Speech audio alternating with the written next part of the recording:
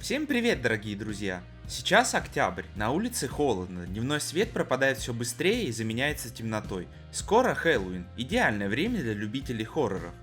Вообще, ужасы — это уникальный жанр. Как можно получать удовольствие от того, что тебя пугает? Но вот в чем магия.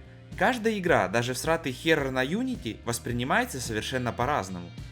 Хоррор — это жанр, который может подарить увлекательную и захватывающую историю, тайну которой хочется разгадать, и при всем этом дарит играющим вариативный геймплей, будь то пазлы, исследования или побегушки от монстров, обернув все это дело в тягучую, неуютную атмосферу, когда можно пугаться от любого звука или тени.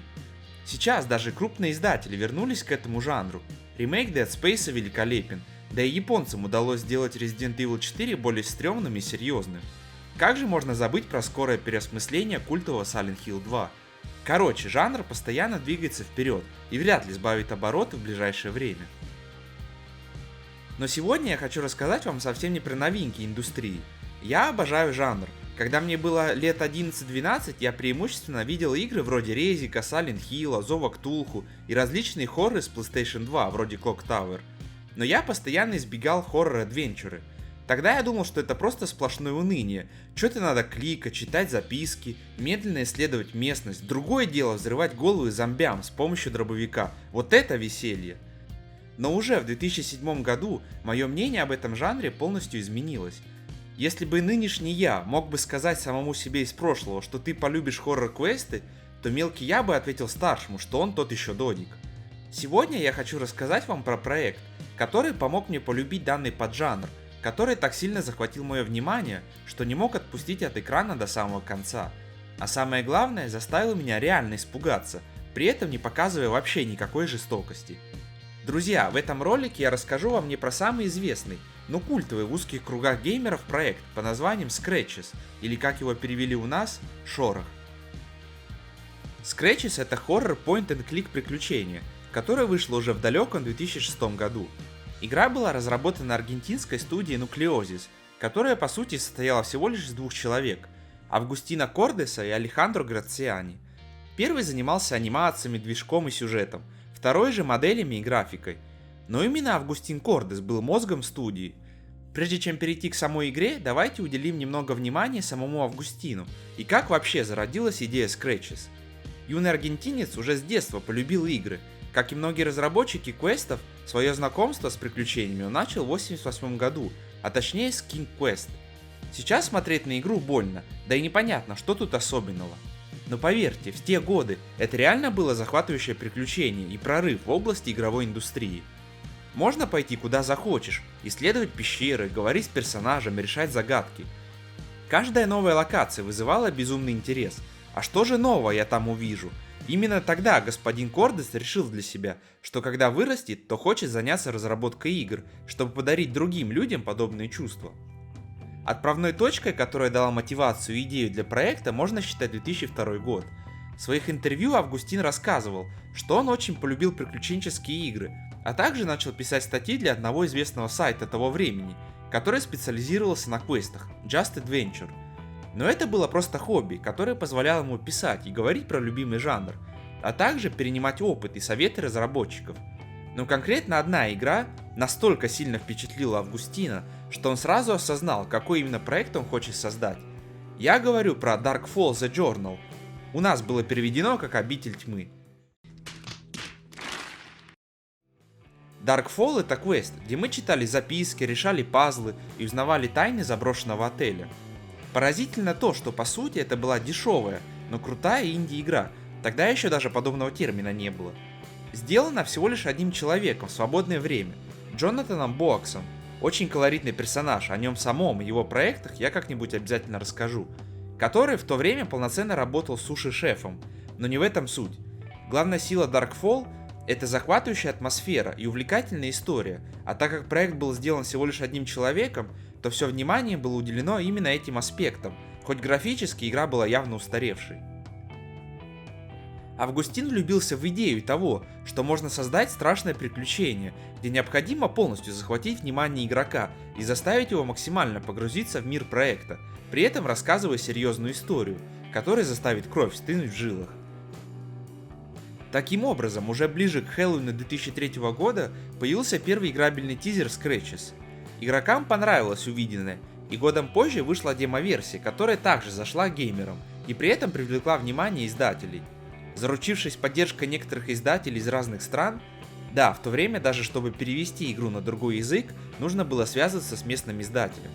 Августин и его друг Алехандро Грациани основали студию Nucleosis, и уже в 2006 году мир увидел готовую версию Scratches. Зачастую, когда речь идет о шорохе, можно услышать заявление, что это одна из лучших игр с лавкрафтовской атмосферой. Это действительно так. Сам Августин говорит, что и он является огромным фанатом творчества создателя космического ужаса и мифов Ктулху. Но удивительно то, что в данном проекте вообще нет монстров, жестокости, как я уже говорил, даже капли крови. Я сам зачастую это говорю в своих обзорах, но лучше всего мою мысль выразил Августин.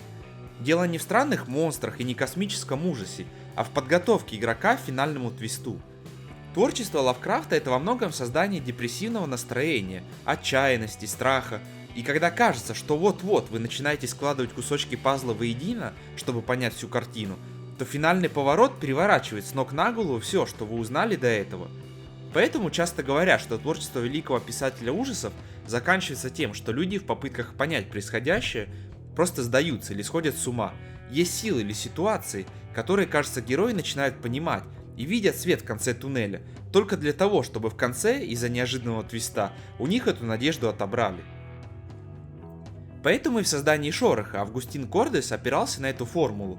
Создание атмосферы, напряжение, разгадка тайны, и потом финальный твист, который пугает и одновременно удивляет играющего. Я не просто так описал эту формулу, периодически применяйте ее, и вы увидите, как мастерски разработчики играют с чувствами и ожиданиями игроков. Небольшой дисклеймер. Далее я подробно разберу сюжет и финал истории, внимательно изучу различные записки и тайны особняка, поэтому если вы не играли и сами хотите знакомиться с проектом, то вот небольшое описание, которое приготовили сами разработчики. Дом с печальным прошлым. Скоропостижная смерть первого хозяина и бесследное исчезновение второго оставили кровоточащие раны на его каменных стенах. Долгое время человек не переступал порог этого мрачного строения, однако время попыталось исцелить больного. Вы – новый владелец готического особняка. Атмосфера уюта и традиционного английского шарма обволакивает вас, усыпляя бдительность. И лишь одна маленькая деталь не дает обрести полный покой – зловещий, царапающий саму душу шорох. Поверьте, больше и добавить нечего, так как спойлерить другие элементы проекта – это просто преступление. Так что если вы фанат квестов, а также хорроров, и еще не играли в этот шедевр, то ознакомьтесь. Учитывая тот факт, что студии Nucleosis больше не существует, то игру легально купить нельзя, но это совсем не проблема для многих игроков. Другим же, кто просто хочет посмотреть и узнать интересную страшную историю и освежить память, приятного просмотра. С первых же секунд, даже находясь в меню, вы понимаете, что вас ждет захватывающее приключение, и забытые тайны этого поместья ожидают вас. Просто послушайте и посмотрите.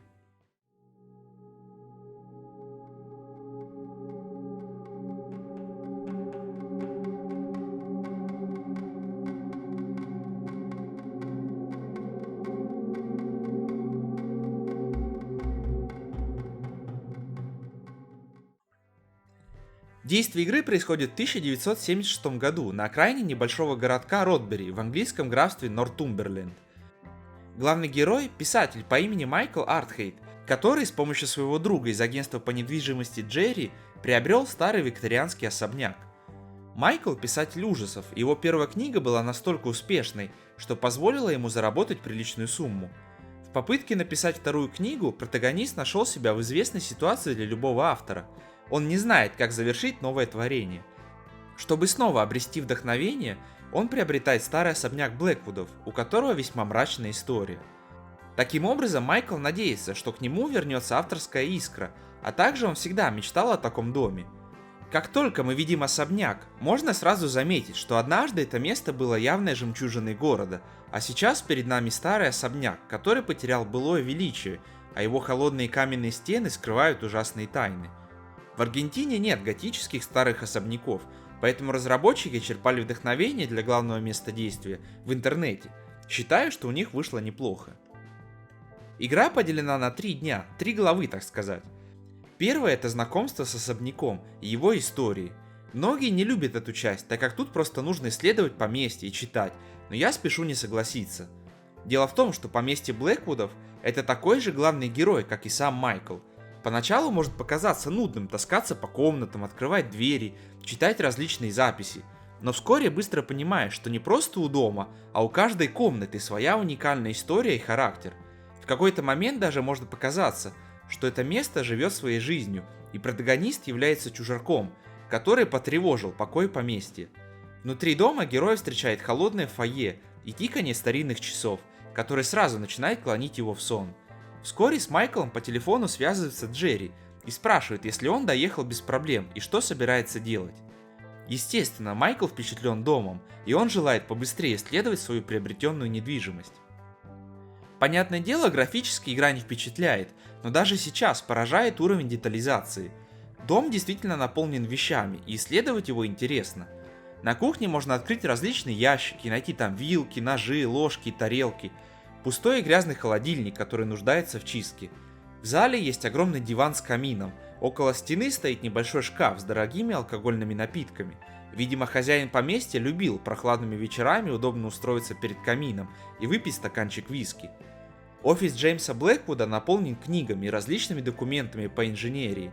В комнате горничной, итальянской мигрантки, можно отыскать письмо на ее родном языке, а также уборная была переделана в комнату для проявления фотографий, так как она любила делать фотографии. На втором этаже можно зайти в галерею, где находятся различные африканские предметы и артефакты, которые Джеймс Блэквуд привез из Африки. На третьем этаже находятся недостроенные комнаты, куча рабочих инструментов, кирпичей и различного мусора, а также чердак, который хранит вещи предыдущих хозяев и кучу газет прошедших лет. Как вы могли заметить, уровень проработки действительно великолепен. У каждой комнаты свое настроение и прошлое, а учитывая, что на фоне играет спокойная, но печальная музыка, то сразу же появляется чувство, что когда-то тут цвела жизнь и величие, были амбиции, желание улучшить будущее, но в какой-то момент, по неизвестным причинам, начался упадок.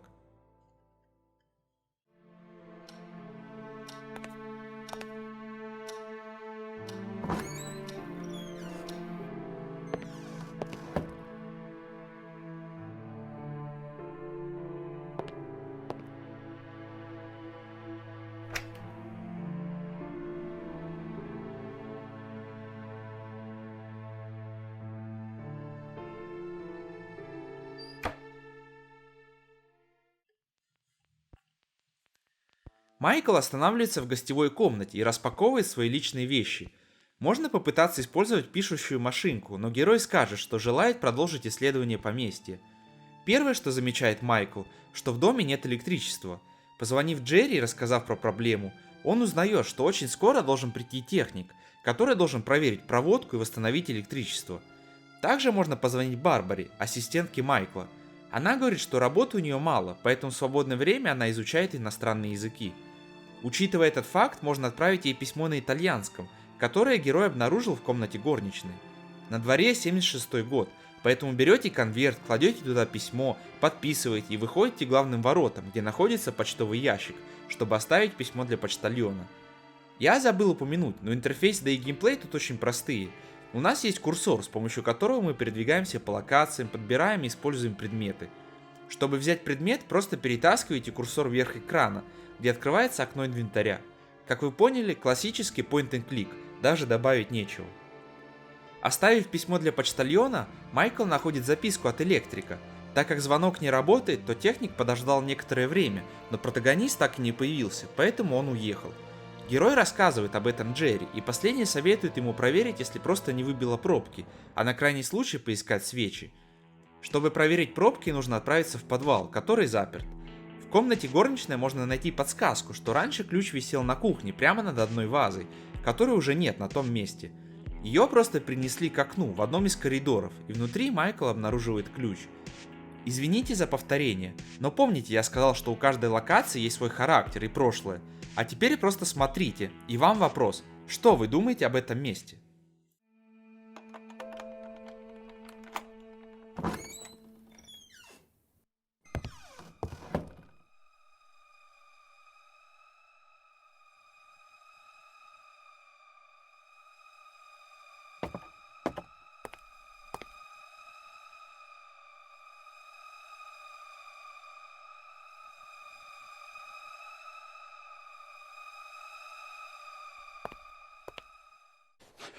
Ну нахер. Отец. Ну ты видел? Видел? С рычагами и пробками все в порядке, поэтому, навалив полные штаны, быстро сваливаем из подвала. Ладно, не беда, надо попытаться отыскать пару свечек. Исследуя особняк Блэквудов, Майкл узнает о прошлом и в частности о былых владельцах. В личном кабинете Джеймса Блэквуда находится дневник, где игрок узнает очень увлекательную историю. Господин Блэквуд очень богатый, талантливый инженер, который известен в Англии, поэтому его позвали построить мост в одной из британских колоний в Африке. Он описывает, что довольно быстро привык к новому климату, а обычаи и культура региона его очень сильно интересовала. Однажды он заметил, как неподалеку от места стройки за деревьями прятались местные аборигены, которые пристально следили за всеми. Поначалу он не придал этому значения, но потом сами рабочие стали нервничать, так как из-за постоянной слежки начали ощущать себя в опасности.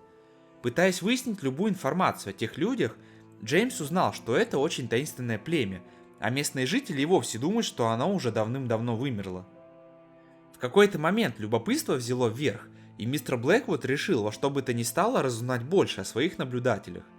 Он с небольшой группой прошел за ними и попал в деревушку, где жили таинственные смотрящие.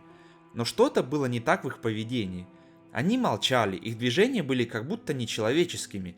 У них даже не было никакого оружия в случае, если им придется защищаться. Его мысли прервал один местный абориген, который упал на землю и начал биться в конвульсиях. Но то, что случилось потом, произвело настоящий шок на Джеймса, что даже описывая те события, его охватывает ужас. Жители племени собрались в круг, и двое вынесли в центр огромную маску. Ее простота, но в то же время загадочность сразу же привлекли внимание Джеймса Блэквуда. Племя начало песнопение, пока один из людей не вышел в центр. Неожиданно другие накинулись на него и начали руками рвать его на части, крутить ноги, вгрызаться в плоть. Словно это было какое-то ритуальное жертвоприношение. Он слышал, как ломались кости, как рвались жилы. В итоге от человека остались только мясо да кости. Такой небывалой жестокости англичанин никогда не видел. И в центре всего этого была та самая маска. Господин Блэквуд понял, что все купленные им или подаренные ему африканские артефакты и вещи просто безделушки по сравнению с этой маской. В зале на столике перед камином можно обнаружить дневник доктора Милтона, лучшего друга семьи. Записи в нем не особо понятны, после некого инцидента поместье перешло в его владение, но что-то держало его здесь против воли, он неоднократно хотел уйти, но не мог, и в итоге начал сходить с ума. Забегая вперед, скажу, этому есть объяснение, но об этом ближе к финалу. Позвонив Джерри, чтобы разузнать больше о прежних хозяевах, Майкл получает очень казуальный ответ. Алло, Джерри, это я. в чем дело, Майкл? Тебе известно что-нибудь о прежних жильцах этого дома? Немного. Только то, что они были странными людьми. Также здесь было совершено убийство. Ты шутишь? Убийство? Да, убийство. Деталей я, к сожалению, знаю немного. Это старая история, хотя она наделала здесь, в Ротбери, много шума. Да ладно, подумаешь, ну да, особняк, где муж убил жену, а потом все пропали. Это все несерьезно. А вот если найдется какой-нибудь клад, то Джерри хочет об этом знать, чтобы поделиться. Вот так, дружок. Авторы ужасов, которые уединяются в удаленных и странных местах, чтобы написать новую книгу, никогда подобных историй не видели. Из разговора мы узнаем важную дату – май 63-го года. Помните гору газет на чердаке? Отправляемся наверх и находим статью про убийство в особняке Блэквудов. В ней говорится, что почтенный Джеймс Блэквуд убил свою жену, учительницу Еву Блэквуд, и пытался закопать ее труп в саду, но это увидела горничная и скрытно сделала фотографию преступления. Это действительно странно, по какой причине уважаемый инженер и любящий муж, который прожил с любимой 30 лет в браке, решил убить ее. На третьем этаже есть запертая дверь, в которой находится ключ. Ага, это мы знаем, классическая задачка любого квеста. Подкладываем газету под дверь и вытаскиваем ключ из скважины, чтобы потом забрать его. Только вот не задача, ключ не пролезает через щель. Закончив с исследованием дома, Майкл так и не находит ни одной свечи и решает съездить в город, чтобы купить их. Вот незадача, прибыв в поместье, он забыл выключить фары, и аккумулятор сдох. Смотря на облачное небо и наступающую ночь, которая точно не предвещает ничего хорошего, герой решает отдохнуть и отправляется в постель.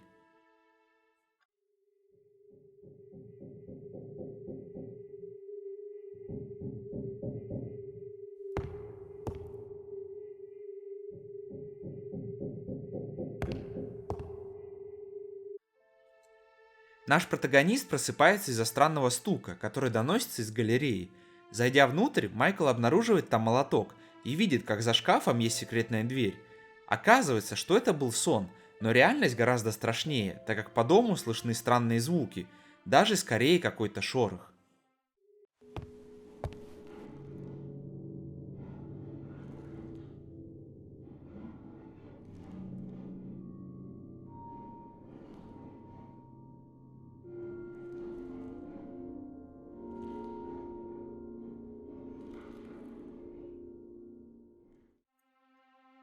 Ранее в поместье герой нашел стетоскоп и с его помощью пытается понять, откуда доносится странный шорох. Становится понятно, что звуки доносятся снизу, из подвала, а точнее из дымохода. Для крысы это уже очень странный шум, но проверить нет возможности, в доме нет света, а спускаться в полной темноте в криповый подвал явно не лучшая затея. Не имея возможности сделать что-то еще, протагонист просто отправляется спать. На этом заканчивается суббота, или первая глава. На самом деле, по первой игровой главе существуют разные мнения. Понятное дело, нужно дать игроку освоиться, показать, как работает игровой процесс, и объяснить то, почему он здесь и что делает. Многие говорили, что начало затянуто, и в нем ничего не происходит, и только с момента наступления ночи игра захватывала их внимание. Я с этим не согласен, и скажу следующее. Мне наоборот, начало запомнилось больше всего. Как я уже сказал, каждая комната уникальна и обладает своим характером, своей историей. Чисто эстетически можно наслаждаться интерьером. Мне нравится рассматривать красивые картины, которые висят на стенах. Помимо этого, проект делает правильно ключевую вещь. Он быстро подкидывает вам интересную завязку. Дневник, телефонный разговор, то есть тайну, которая быстро превращает рутинный процесс исследования дома в поиски ответов. Помните, я говорил про формулу, которую использует Августин Кордес? Мы находимся на первом этапе, то есть появилась интрига, тайна, которую хочется разгадать, улики, которые, да, дают информацию, но в то же время создают еще больше вопросов. Определенно, можно было бы сделать этот сегмент короче, и хуже игра бы от этого не стала. Но мне безумно нравится вступление. Я прошел эту игру уже 3-й раз, и постоянно грань между реальным миром и игровым просто пропадает, и все мое внимание сконцентрировано на экране. Еще один ключевой элемент для создания такой захватывающей атмосферы – это саундтрек проекта. Один композитор, который именует себя как Seller of Reds, создал для игры великолепный саундтрек. На протяжении всего ролика я использую музыку из проекта. Эти мелодии действительно успешно передают все настроение и создают неуютную обстановку. Как вы уже слышали, от спокойной, но и грустной музыки до леденящего кровь эмбиента из подвала. Самое интересное, что в некоторых местах музыки вообще нет, и в самые захватывающие и важные моменты вы будете слышать только эмбиент, будь то ветер, звук шагов героя или просто тишину. Звуковое сопровождение – один из ключевых элементов отличного хоррора, и поверьте, тут с этим все великолепно. Ловите интересный факт, разработчики решили не использовать уже готовые движки, а сделали для проекта свой собственный под названием Simple Creation Engine for Adventure Makers, или сокращенно Scream. Дело в том, что изначально проект делался со статичными картинками, то есть нельзя было крутить камеру в пространстве. В игре двигаются облака, а каждое перемещение выполнено в стиле небольшого ролика, когда персонаж продвигается вперед. Не могу даже объяснить, как все это работает, используя слова великого человека. And one of the great things about having a fully dynamic game engine is all of this just works. I'm not kidding. Ну и как же не обойтись без отсылок к Лавкрафту? На стенах особняка можно увидеть картины, которые напрямую относятся к знаменитому автору ужасов. Другие отсылки более тонкие, и заметить их посложнее.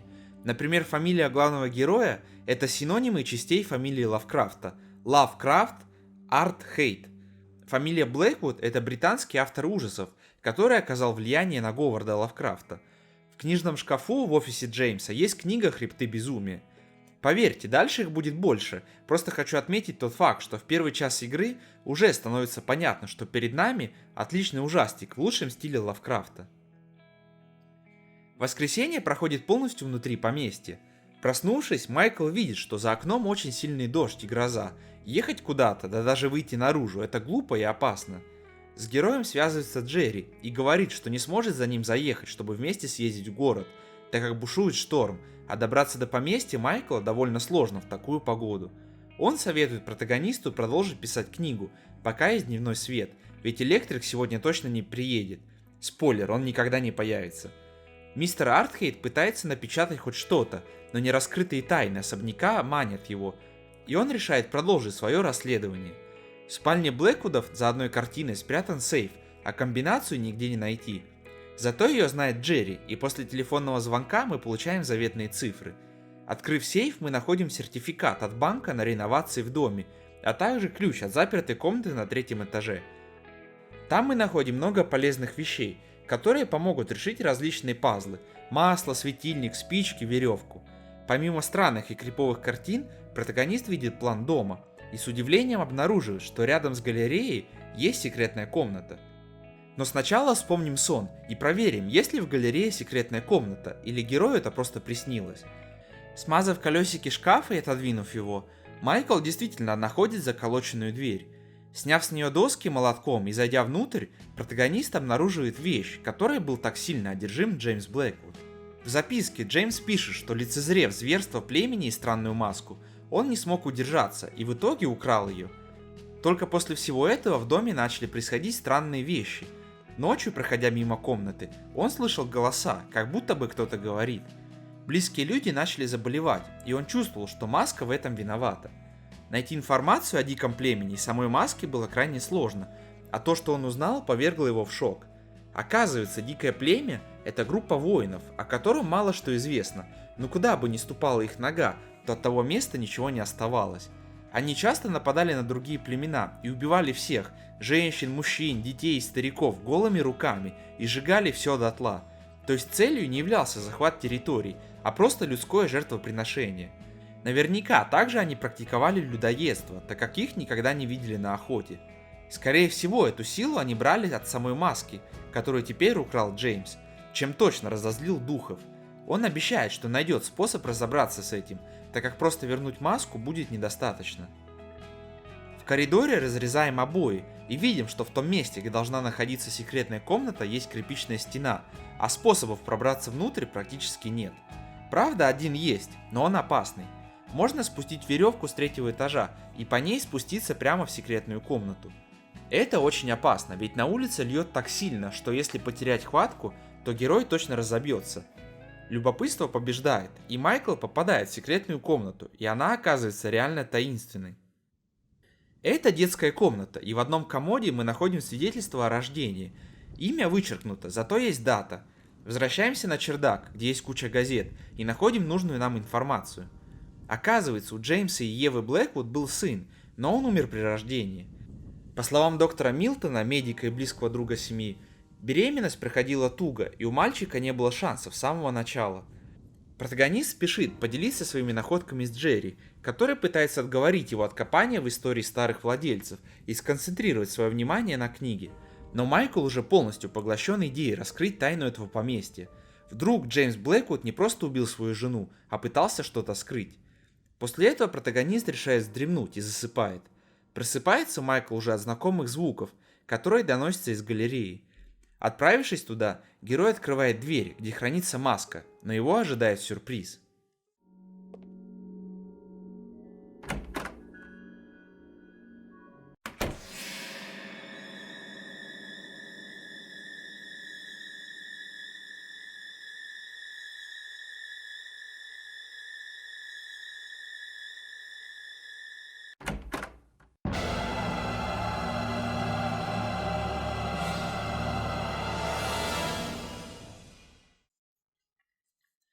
Как и в первую ночь, это оказывается всего лишь сон, но и в реальности творятся странные вещи. Снова слышны шорохи, правда теперь у нас есть лампа, и можно отправиться в самое стрёмное место в доме, в подвал. Я бы уже после первой ночи свалил из этого места, но протагонист писатель ужасов, и желание узнать правду заставляет его двигаться вперед. Спустившись в подвал, Майкл слышит, как звуки доносятся из печи.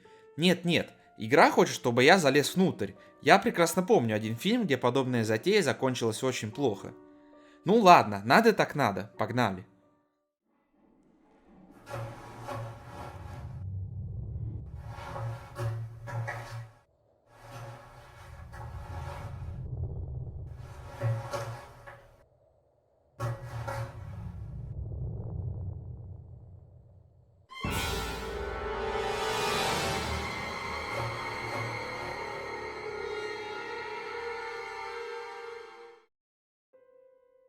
Любой нормальный человек после такого перелез бы через ворота и понадеялся бы на удачу на дороге, нежели оставаться в доме с кем-то неизвестным, да еще каким-то древним проклятием. Но Майкл Артхейт ветеран ужасов, поэтому он просто возвращается под одеяло.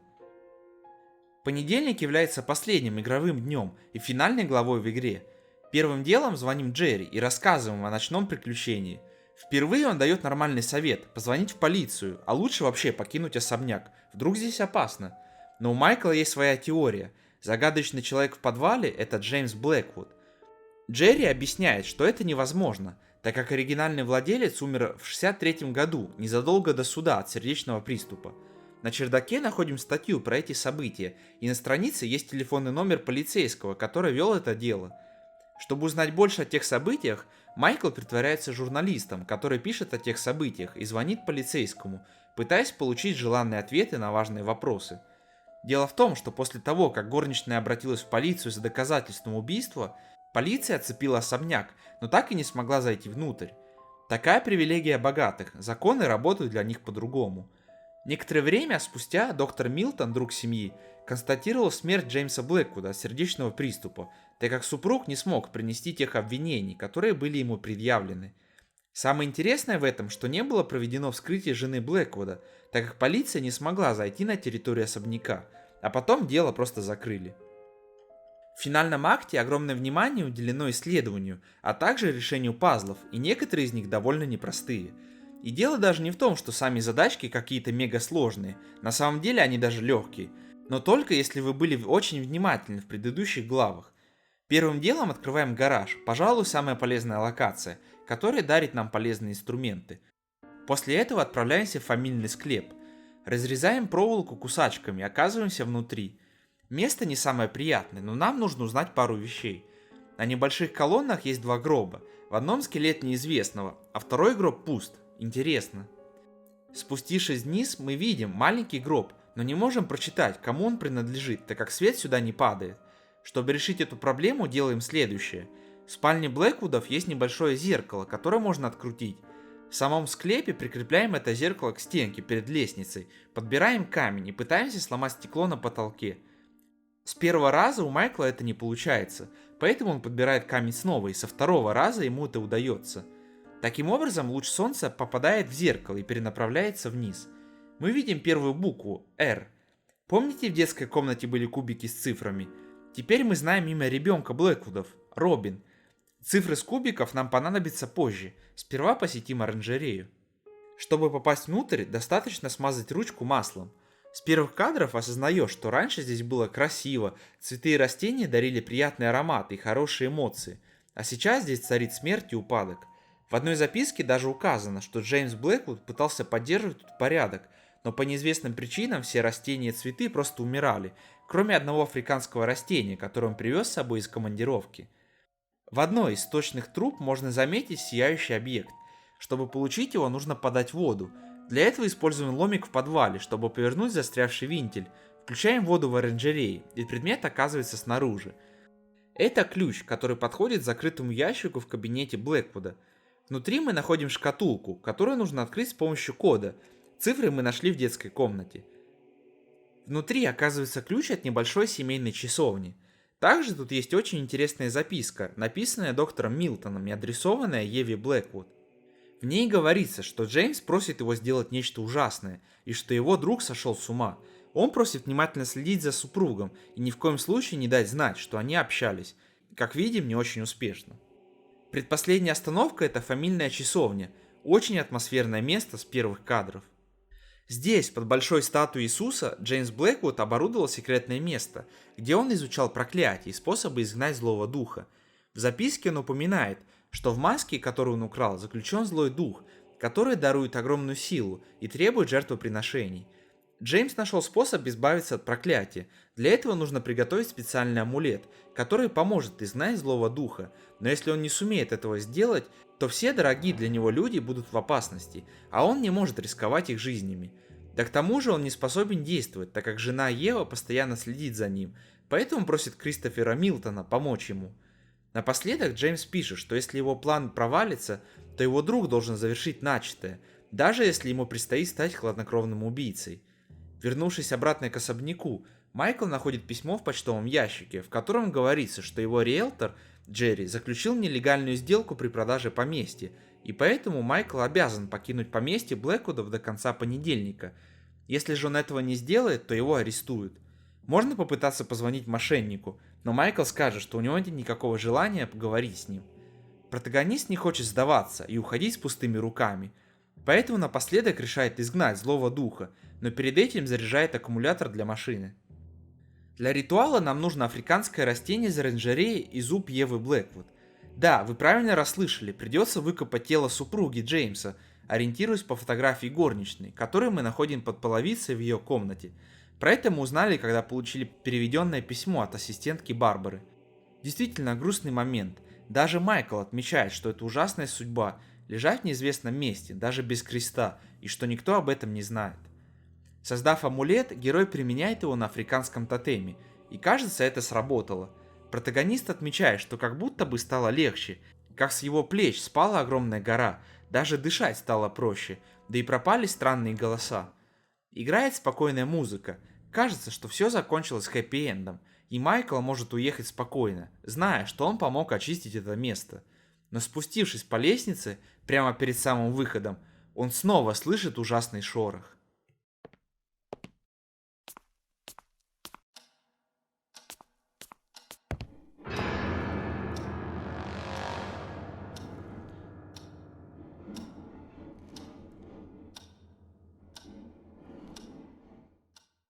В начале дня, так как дома было холодно, Майкл зажег камин, и он видит, что бревна сгорели, а прямо под ними есть люк, который ведет на другую сторону от печи в подвале.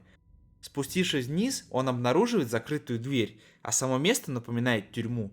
Внутри ужасный запах, на полу куски мяса, ведро под трубой, куда капает вода, а на земле есть игрушка с разорванным горлом.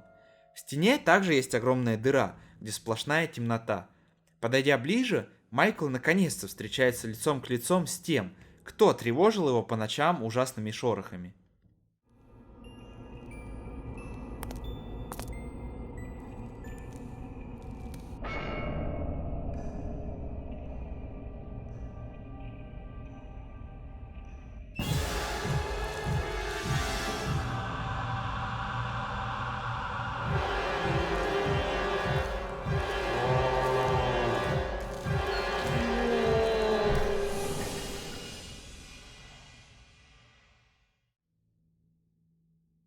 В финальной сцене после титров Майкл Артхейт говорит, что благодаря пережитому в поместье Блэквудов и встрече с Робином в частности, он написал настолько страшную финальную главу своей новой книги, что она продалась даже лучше первой, а после этого он написал и другие леденящие кровь бестселлеры. Помимо этого мы видим, что дверь в подвале осталась открытой после того, как Майкл сбежал, поэтому Робин смог выбраться наружу. Прежде чем начать анализировать произошедшее, стоит добавить, что это далеко не конец. Дело в том, что после релиза немногим позже вышел один дополнительный эпизод, который получил название «Последний визит». На самом деле многие игроки его хейтят, так как он длится всего лишь минут 10, и в нем нет даже и капли той атмосферы, которая была в оригинале. Но я отмечу, что подобным образом игра закрывает все возможные сюжетные дыры и подкидывает игроку одну интересную деталь, которая меняет все представление о концовке. Последний визит происходит спустя несколько лет после событий оригинала. Особняк Блэквудов собираются снести.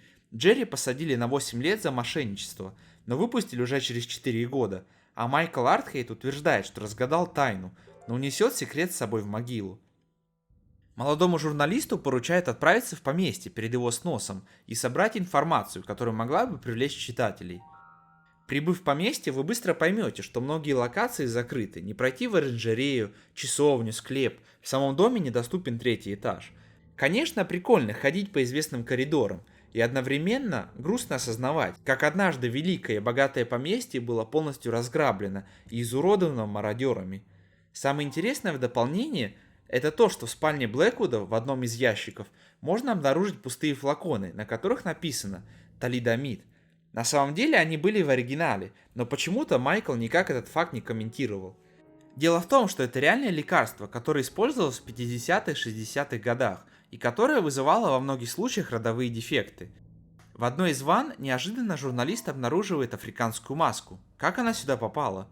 Если выйти, немного побродить и вернуться сюда, то можно заметить, что занавеска на ванне закрыта, а открыв ее, начинается финальный ролик.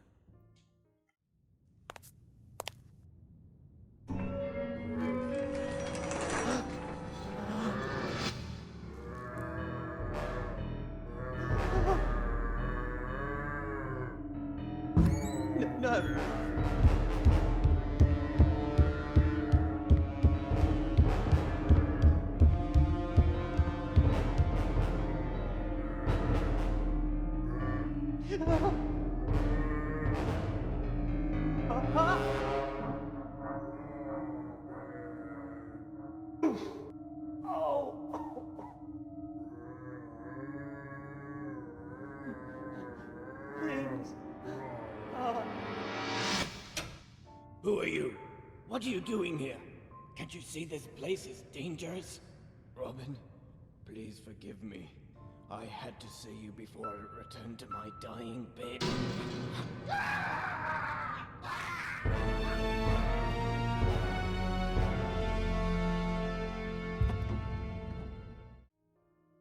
В ролике мы видим, как Робин пытается атаковать журналиста, но неожиданно в дом приходит доктор Милтон. Именно он все эти годы поддерживал Робина, покупал ему мясо и давал воду. В какой-то степени он был хранителем тайны Блэквудов. Он хочет попрощаться с Робином и попросить прощения за все, что с тем произошло, но Робин атакует его, давая таким образом шанс журналисту скрыться. Жуткая история, но мне кажется, что главный злодей тут Джерри, мошенник, да еще чуть не убил лучшего друга Майкла. Его бы в этот особняк. Я очень люблю эту игру, так как она действительно пугает и с самых первых минут способна захватить ваше внимание своей атмосферой и сюжетом. Как я сказал в начале видео, если вы еще помните, Августин смог идеально передать формулу Лавкрафта, заложить фундамент интересной истории и главной тайны, потом нагнетать атмосферу, ближе к финалу вроде бы получить развязку, чтобы в последние моменты снова перевернуть все ваше понимание о сюжете. Как и в лучших традициях Лавкрафта, концовка вроде бы все объясняет, но обрывается, что заставит ваш разум пыхтеть последующие часы и пытаться понять, где же правда и чем все действительно закончилось. Если вы внимательно следили за сюжетом, то у нас есть несколько теорий. История с проклятием реальна, и оно поразило сына Блэквудов Робина, поэтому он и был заперт в подвале. История с тотемом — это все дикий вымысел Джеймса Блэквуда, и на самом деле Робин родился таким из-за талидомида, который принимала Ева. Или все это вместе. Многие игроки склонны верить, что история с маской — это просто прикрытие автора, так как реальный хоррор — это калечащее лекарство, решение родителей запереть своего сына в подземной тюрьме. Но я все же склоняюсь к третьему варианту, то есть проклятие реально, и оно действительно поразило Робина. Сейчас я объясню почему. В самом начале, когда мы обнаружили дневник Джеймса, где он описывал зверство племени, там говорилось, что они разрывали людей голыми руками. Игра в двух моментах делает акцент на разорванном горле Евы Блэквуд. Первый — это описание горничной, когда она видела, как Джеймс пытался закопать труп жены. Второе — это игрушка в темнице, у которой именно разорвано горло. Мое мнение, что определенно Робин родился с дефектами, но помимо этого проклятие захватило его, дав ему силу и желание навредить, и, к сожалению, первой пострадала именно мать. На самом деле довольно грустная история, но в то же время крайне захватывающая, и неважно, какой теории вы придерживаетесь, проклятие, медикаменты или все вместе. Главное, что игра так крепко захватывает ваше внимание своей атмосферой и сюжетом, что оторваться невозможно, а о финале думаешь и после прохождения. Мне нравится, что в некоторых моментах создатели намекают нам на финал и дальнейшее развитие. Иногда, если все-таки пытаться использовать печатную машинку, то герой будет что-то печатать, и в одном моменте он выдаст свои мысли для книги. Он терзается вопросом, какую концовку сделать, мистическую или реалистичную, или повторить успех первой книги и грамотно замаскировать реалистичный финал под мистический. В гостевой комнате, где остановился Майкл, можно найти записку, где доктор Милтон пишет, что он не может так больше жить, и то решение, которое он принял вместе с Блэквудом, было в корне неправильным. На чердаке можно найти квитанцию из магазина на доставку мяса. Продвигаясь по сюжету и находя все эти детали, вы можете уже начать продумывать некие теории. Даже если вы этого не заметили, ничего страшного, но если найти подобные детали ранее, то ваш интерес заметно повышается. Столько новых вопросов, на которые хочется получить ответы. Также, если сделать некоторые определенные вещи, то можно получить альтернативный финал. Для этого нужно приблизительно каждый час игрового времени использовать печатную машинку, а в разговоре с копом использовать менее уравновешенный тон. В финале, когда окажетесь в темнице, вместо Мишки будет скелет Джеймса Блэквуда. Как по мне, не так страшно, да и к тому же оригинальная концовка более продуманная и захватывающая. Scratches был первым коммерческим успехом для аргентинской студии. К концу 2007 года Nucleosis смогла продать более 250 тысяч копий игры. Многие критики ругали игру за устаревший геймплей и графику, но хвалили страшную атмосферу и напряжение, которые игра смогла создать и поддерживать до финальных титров. На самом деле Scratches даже небольшая игра, она проходится за 2-3 часа, если прям сильно не тупить.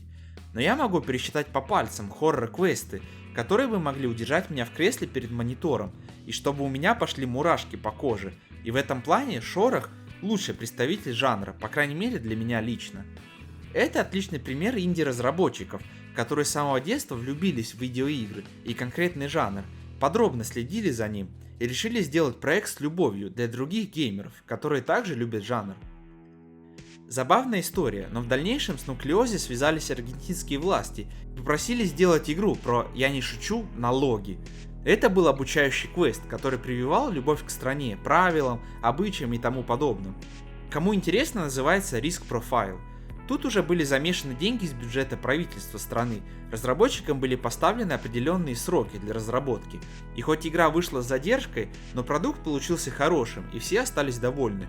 Августин шутит, что аргентинские игроки иногда спрашивают его, когда выйдет сиквел, но за время разработки он осознал, что работает в полную силу, когда у него есть креативная свобода, да и взгляды с партнером по студии Алехандро Грациани начали расходиться. Таким образом, в 2008 году студия Nucleosis прекратила свое существование. Зато появилась студия Sandscape, которая находится под чутким руководством Августина, где другие разработчики разделяют его маниакальное внимание к деталям и повествованию в жанре хоррор-квестов. В 2014 году от студии вышел небольшой бесплатный проект под названием Сирена.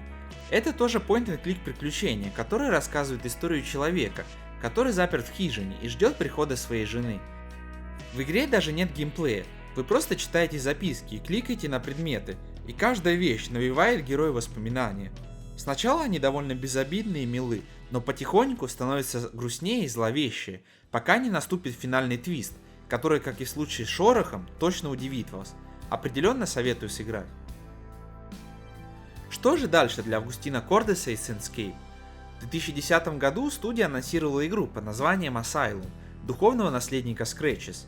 Действие происходит в психбольнице, а сюжет рассказывает про человека, который когда-то был там пациентом, а потом его выписали. Но в какой-то момент он начал вспоминать вещи, в которые невозможно поверить.